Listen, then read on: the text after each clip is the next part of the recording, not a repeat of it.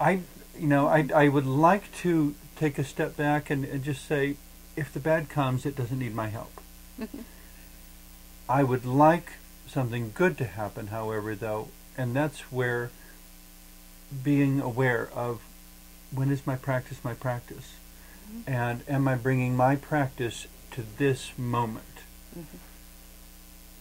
and or have I gotten so wrapped up in what I'm doing, positive or negative, that I'm not seeing myself through other people's eyes anymore. Exactly right. So that allowing for that choice of experience allows an awareness of both what's going on inside, what is it I'm really needing, but also are the people here really needing, and how do we... Another way I've described that is the idea of having external references. That whenever we critique anything, there's some point of reference that tell, how long is that? Well, I pull out a ruler, a measuring tape, and that is my reference for how long something is. If we only measure how good or bad the world is by our internal references, everything is measured by, do I like it or do I not? Does it make me feel good or not? If we have external references, that means, does it make this person happy and that person and that person? And how does it affect that person over there? Those are my external references for what is the truth of my situation. Exactly.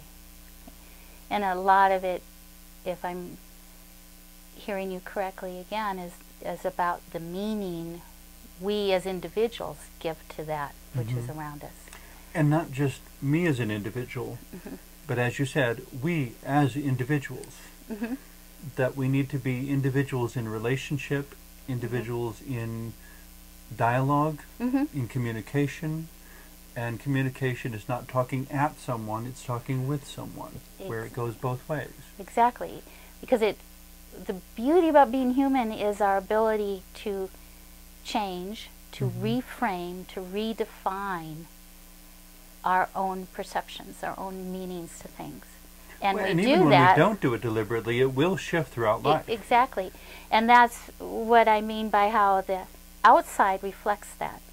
Okay. So when we give meaning to something, that's reflected in how we are in relationship with the environment. And if we are aware, not just in relationship in hypnosis, we're aware of how someone else might be perceiving or giving meaning to life, then we go, oh, I never saw it that way. And then our own meaning or interpretation increases. And we redefine and reframe what we... Well, or we modify our message. That's another way of saying it. Excellent. Well, the two different things. I mean, on one hand, we may be compassionately concerned about what they're experiencing. What is their need? That's one way of having that external reference. Another is to have enough dialogue to realize whether you're speaking the same language. Then it also allows you to be more aware of where there may be different meanings. And as simple as why... And I'm laughing thinking of the times when people say a word and say, well, that means this. And I said, well, to some people it does. And they have no idea how many different meanings any word in the English language can have. Oh, in music, the same thing. A piece of music will make someone cry, and make the same music will make someone feel good and joyous. It all has to do with how it was experienced. Did you happen to see the movie Awakenings? Yes, one of my great ones. Fantastic movie, but I don't know that it was a true story, actually happened. I mean, it wasn't. It was, what do they call it? Historical fiction. Where they take a true story and interpret it into a new movie. But I mean, it actually happened. But there's a scene in there where they're trying to figure out what these supposedly non-responsive people in this facility respond to, and they're trying different kinds of music. Mm-hmm. And some of them respond to one style of music and some to another. Mm-hmm. And the contrast between the different styles of music is really quite amazing. Mm-hmm. And it, was it rock music or something at one point? I think it... The doctor heard this loud music coming from the next room, and he comes running over to see what in the world is going on. Mm-hmm. And here's this one guy who hadn't been moving in years, who's now animated. Mm-hmm. And the attendant is just standing there shrugging like, that's what he likes. It's like there's another scene there where the patient catches the ball, Mm-hmm. and I love that because they're talking about how she reached for I think it was the will of the ball. Okay. And so she connected in to that energy that was coming, that she could catch it faster than anyone who might have been at a more, what we call, conscious level.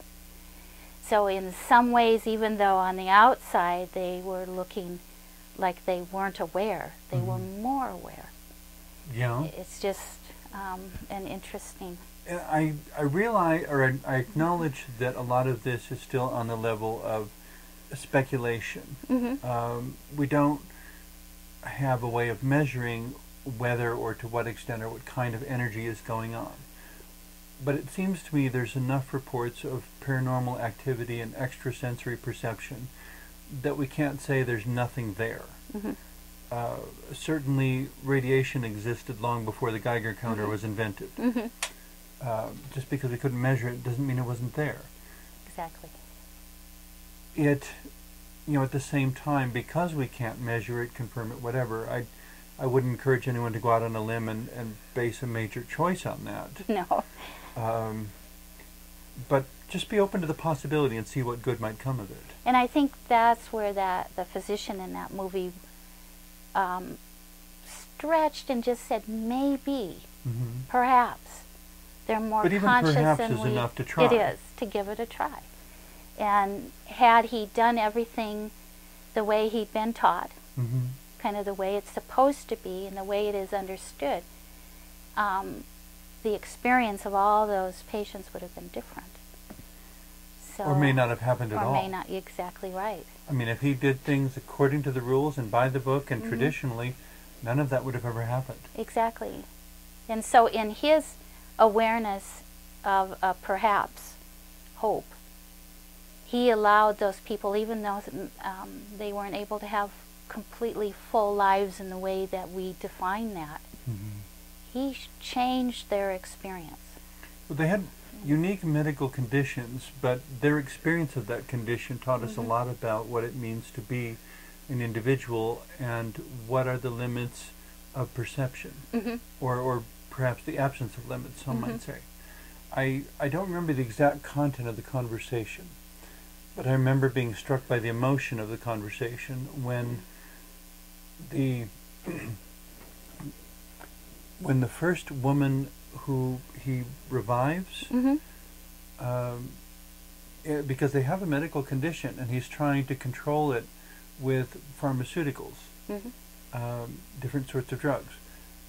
And it becomes this tragic struggle of the movie that Mm-hmm. the drugs stop working the way they did at first. Right. And so he has to increase the dosage or try a different dosage or try something different because what worked initially for some reason doesn't continue to work. Mm-hmm.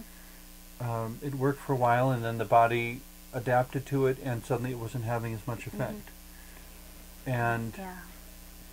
there's this wonderfully poignant conversation where she basically understands what he's Mm-hmm. attempting and how he's struggling and how he's blaming himself for the fact that it's no longer working. And I don't remember exactly what she said in that conversation, but it seems to me it was something like, I can't thank you enough for this summer. Mm-hmm. To know, please know that you did accomplish something good, even if it Mm-hmm. wasn't sustainable. Because it was an experience that I'm not sure if there were several patients, and they all kind of said the same thing, is they had this experience of life. Yes. Thank you. Yeah, exactly. I understand it can't be sustained. It's not your fault. Don't blame yourself. Thank you for giving us this much. Yeah. you know, and I guess coming back to when is your practice your practice? You know, when are you in the world but not of it? And that's what that doctor was. Mm-hmm. I'm so glad you brought that up, because he really represents that. He was in a medical world that was not prepared to acknowledge what was happening. Exactly. Was not prepared to sanction what he was doing. Mm-hmm. He was washing his dishes in the same way. He was documenting everything he did, and Mm-hmm. you know, but the whole idea of experimenting on people, of course, makes most people, for good reason, Mm-hmm. you know, just rise up in alarm. All that being said, because a certain group of people were willing to give it a chance, something miraculous happened. Mm-hmm. Absolutely miraculous. I mean, I still remember the scene where they are administering the drugs to this ward of people, and there's one particular night where they all start waking up at once. Yeah. And everyone is just totally, I mean, there are no words. Mm-hmm. They stand there with their mouth hanging open as they're seeing these people who they've been caring for years, who have been completely unresponsive, suddenly moving around. And I guess waking up to an awareness of their body, of being an energy in a body, instead of just an energy in a body that wasn't connecting with their thoughts. And on a grand, I mean, that's as grand as you can get with what we're talking about.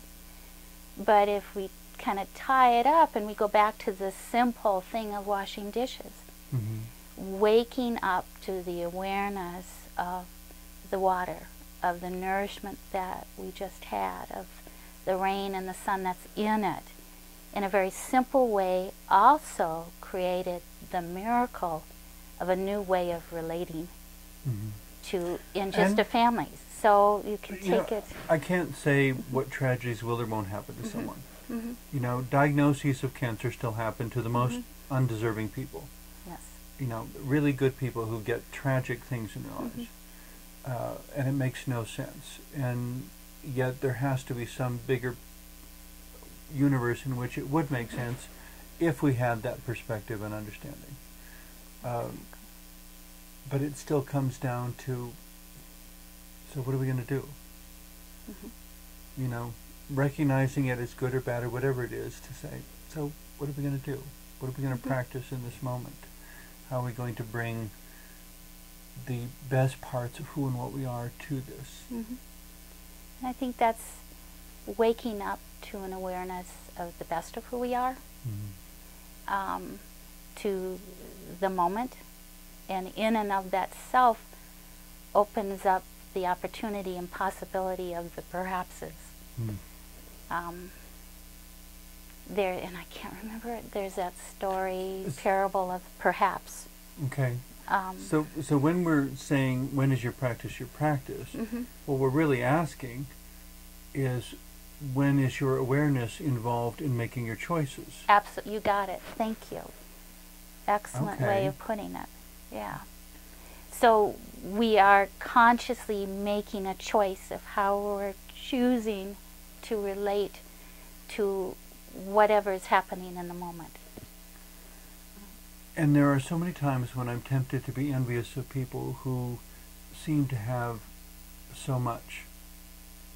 And my whole life has been nothing but struggle, and I get by, but I think with all of that, I have a very blessed life because I've been able to do a lot of creative things during my life. And maybe I don't have the bank account to show for it.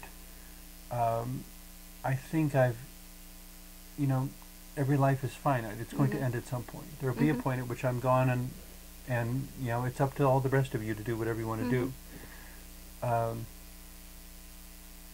I don't think I mean, it may not feel good at various points, but I don't think I need to consider my life a failure if I have succeeding in putting a little more love and wisdom out into the world. I think you're absolutely correct in that. It's kind of like the Robin Williams movie, and I can't remember the name. Bicentennial Man? Yeah, I think where he was a robot. The robot who he spends 200 years becoming fully human. Yes, yeah. But of course the question they didn't address was spirituality. Mm-hmm. In becoming fully human, he replicated every part of the body synthetically. Mm-hmm. What about his soul? Mm-hmm. And of course that has been a persistent but mostly unaddressed question for the whole world of Star Trek. Exactly. When your particles and your energy are being beamed across distances Mm-hmm. to transport you from the planet surface to the ship and vice versa and so forth, what happens to the soul? Mm-hmm. You know, are we now, would we have to discover that the soul in some way was inseparable from the body? So that even when you change the body into pure energy in order to transport it, the soul was somehow married to that energy so that it wouldn't get lost in the process? Or And I think that's where quantum physics is beginning to answer some of those issues. And it's very interesting, at least for me, to follow that. well, and if we have people who claim to have had past lives Mm-hmm. and all sorts of energetic metaphysical things, Mm-hmm. Even the nuances of your personality, Mm-hmm. I mean, there are billions and billions and Mm-hmm. billions of facets Mm-hmm. to each person. Mm-hmm. To consider all of those staying intact when you transport a body from here to there in a Star Trek universe. Or would we find after a while that actually we're only getting 98% transport each time, and the more times you got transported, the more you lost your personality, or your memories, or your past life memories, or whatever. I mean, these are just ideas I'm throwing out. Oh, and they're amazing ideas. You could have a conversation for hours around each and every one. You know, and at some point, humanity has to decide, do we want to continue to explore this?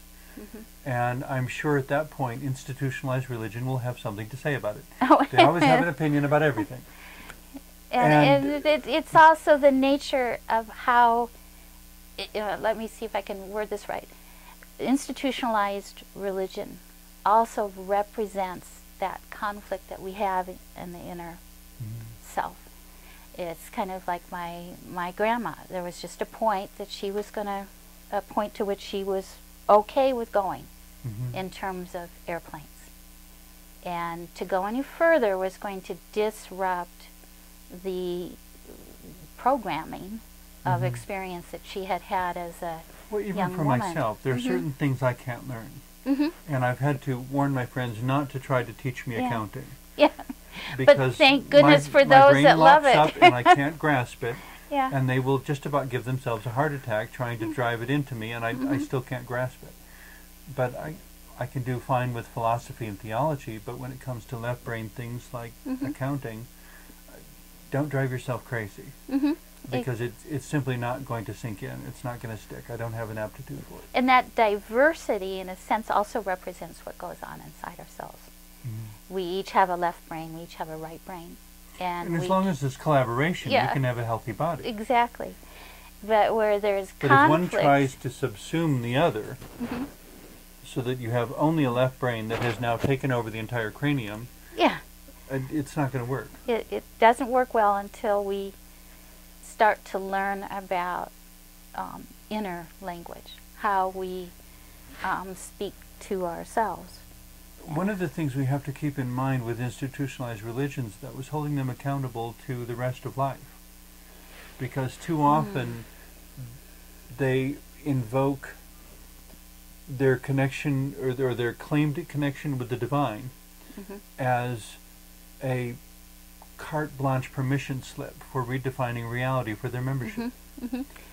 And there needs to be accountability to say that if you're going to claim that this is truth, it cannot be in contradiction with the truth of my life experiences. Right. And I think we have to get to that point to where we may redefine what is truth. And each individual perceives the world differently. And how many millions of us are there? It's a wealth of information. But those experiences are new information. Exactly. And we don't necessarily, well, frequently we don't know our experiences as well as we think we do. we know a certain amount. We have to base judgments on it. We make decisions. We make claims. But ultimately, we have to concede that life is a growing, evolving thing. And similarly, spirituality has to be a growing, evolving thing. Which I guess is where a few years back in one of my newsletters, the statement I made was that I have no particular argument with institutionalized religion. I simply think we need to get back to using religions to nurture our relationship with God instead of using God to nurture our religions. So what I'm seeing is our inner self, which consists of many different aspects and perceptions, is relating to our sacred, to our God, and an inner place. And relating to community. Yeah, exactly right. And that's in the institutional religion. We're allowed to then... Hopefully we're allowed. Hopefully we can bring that out and see how that works in community. But we have to start in how does Christ consciousness, or how we relate to the God that we perceive in any religion. And to hold our religious leadership as accountable as we hold our political leadership. You know, in both cases, well, it popped in my head, so maybe I'm supposed to say it. It's a conversation. You can say politicians rarely behave unless they're watched. I'm sure there's many leaders who have all the best intentions, but I would suggest that the same is true for spiritual and religious leaders, that they rarely behave unless they're watched. And I think that comes down to ritual in religion, where every 7 days we stop and we look inside. We look at, okay, where can I create the sacred in my life? And the watching of these leaders. Exactly. Well, I was going to say, and the watching of these leaders also provides them with a groundedness and an accountability and an honesty, and so that they don't become like a kite that's been cut loose. You know, the balloons and the kites that we fly have to have that string in order to maintain the appropriate relationship with the wind. And if that string doesn't hold the kite at the correct angle, the kite will not fly. It'll flutter to the ground and be destroyed. So we need that accountability, holding the kite. We need the minister or the leader of whatever sort who's up there reporting on this view and this perspective. But we also need to accept responsibility for holding the other end of the string to the ground and giving them an orientation to the earth beneath them. And I think we expect our leaders to practice their sacredness in a way that leads, and also at the same time can express where they're having challenges, and to be supported by the institution to help bring them up another level. Well, and I would say we legitimately expect them to respond to the tension of the string. Exactly. Rather than dictating to who's down below. Yeah. As if... well, not to see it not as below. And I think there, again, if we look at... Not as inferior. Yes, yeah. So that...